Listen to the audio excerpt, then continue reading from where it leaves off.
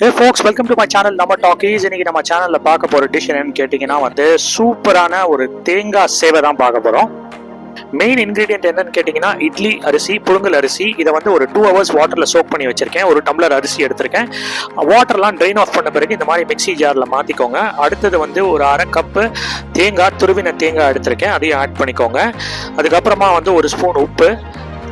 அதுக்கு அடுத்தது தேவையான அளவு தண்ணி. அதாவது இட்லி பதத்துல நம்ம மாவு ரெடி பண்ண போறோம். ஸோ கிரைண்ட் பண்ணியாச்சு, மாவும் ரெடி ஆயிடுச்சு. இப்போ அடுத்தது நம்ம என்ன பண்றோம்னா இதை ஒரு பேசன்ல டிரான்ஸ்ஃபர் பண்ணிக்கோங்க. நல்லா மிக்ஸ் பண்ணிக்கோங்க. அதுக்கப்புறமா இந்த மாதிரி ஒரு இட்லி தட்டுங்க.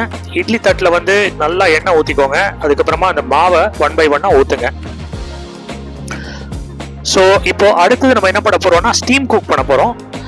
ஸோ ஸ்டீம் குக் பண்றதுக்கு வெயிட் எல்லாம் வைக்க தேவையில்லை. ஒரு 10 நிமிஷம் ஸ்டீம் குக் பண்ணிடுங்க. இந்த மாவு நல்லா குக் ஆகிடும். ஸோ 10 நிமிஷம் முடிஞ்சிருச்சு. இது எடுக்கிறோம். பாருங்க, சூப்பராக குக் ஆகிடுச்சு. ஸோ இப்போ அடுத்தது நம்ம என்ன பண்ண போறோம்னா இதுதான் மெயின் எக்யூப்மெண்ட், சேவனாழி.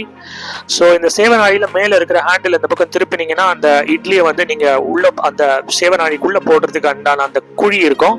அதுக்குள்ள நீங்க இன்சர்ட் பண்ணிடுங்க. அதுக்கப்புறமா ஹேண்டில் திருப்பிட்டு நல்லா ப்ரெஸ் பண்ணுங்க. அதாவது ஹேண்டில் ரொட்டேட் பண்ணுங்க. அது பாருங்க, சூப்பரா அந்த சேவை கீழே இறங்கி விழுது பாருங்க. ஸோ இது மாதிரி பண்ணுங்க. அதுக்கப்புறமா ஹேண்டில் திருப்பும் பொழுது அந்த உள்ள இருக்கிற அந்த பாக்கி மாவெல்லாம் வரும். அதை திருப்பி மறுபடியும் இன்னொரு வாட்டி உள்ள போட்டு அந்த ப்ராசஸ் அப்படியே ரிப்பீட் பண்ணுங்க. அந்த இட்லி எல்லாம் தீர்ற வரைக்கும் அதையே ரிப்பீட் பண்ணுங்க. ஸோ கிட்டத்தட்ட சேவை அதாவது பிளெயின் சேவை ரெடி ஆயிடுச்சு. இப்போ அடுத்தது தேங்காய் சேவை எப்படி பண்றது அப்படிங்கறத பார்ப்போம். ஸோ இலுப்பச்சட்டி ஒரு 4-5 ஸ்பூன் நல்லெண்ணெய் ஊத்திக்கோங்க. அடுத்தது கடுகு நல்லா பொரிஞ்சு வந்த பிறகு உளுந்து ஆட் பண்ணிக்கோங்க. அடுத்தது கடலைப்பருப்பு எல்லாமே ஒரு கையளவு தான், ஒரு ஸ்பூன் போடுங்க. அதுக்கப்புறமா லேசா சாட்டே பண்ணுங்க. மறுபடியும் சொல்றேன், கடுகு, உளுந்து, அதுக்கப்புறமா கடலைப்பருப்பு, இது 3 ஆட் பண்ணியாச்சு. நல்லா பொரிஞ்சிட்டு இருக்கு. இப்போ அடுத்தது இஞ்சி ஒரு 4-5 சின்ன சின்ன பீஸ் இஞ்சி ஆட் பண்ணிக்கோங்க. ஒன்னொன்னா ஆட் பண்ண அப்படியே லேசா சாட்டே பண்ணிட்டே வாங்க. அடுத்தது பச்சை மிளகா. உங்களுக்கு காரம் கொஞ்சம் அதிகமா வேணும்னா பச்சை மிளகா கொஞ்சம் எக்ஸ்ட்ராவா ஆட் பண்ணிக்கலாங்க. அடுத்தது கருவேப்பிலை. ஸோ இதெல்லாம் ஆட் பண்ணியாச்சா? இப்போ நீங்க மறுபடியும் லேசா சாட்டே பண்ணுங்க. இன்னொரு ஃபிளேவரிங் ஏஜென்ட் நம்ம இப்போ ஆட் பண்றது பெருங்காய பொடிங்க. பெருங்காய பொடி கொஞ்சம் ஆட் பண்ணிக்கோங்க. இப்போ துருவி வச்ச தேங்காய். நம்ம பண்ண போறது தேங்காய் சேவை இல்லையா, அதனால துருவி வச்ச தேங்காய் ரொம்ப ரொம்ப முக்கியம். நல்லா சாட்டே பண்ணுங்க. பாருங்க, ஒரு 2 to 3 minutes சாட்டே பண்ணா போதும். அதுக்கப்புறமா இந்த பிளெயின் சேவையை அதுல ஆட் பண்ணிருங்க.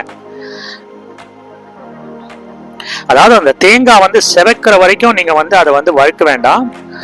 கொஞ்ச நேரம் வறுத்துட்டு அதுக்கப்புறமா நீங்க இந்த பிளெயின் சேவையை ஆட் பண்ணிக்கலாம். அதுக்கப்புறமா இப்போ நான் சூப்பரா மிக்ஸ் பண்றேன். ஸோ ஒரு சேவை ரெடி ஆயிடுச்சு. கடைசியா கொத்தமல்லி போட்டு கார்னிஷ் பண்ணுங்க. நீங்களும் உங்க வீட்டில் செஞ்சு பாருங்க. தேங்க்ஸ் ஃபார் வாட்சிங் my channel. Do like and subscribe. Thank you.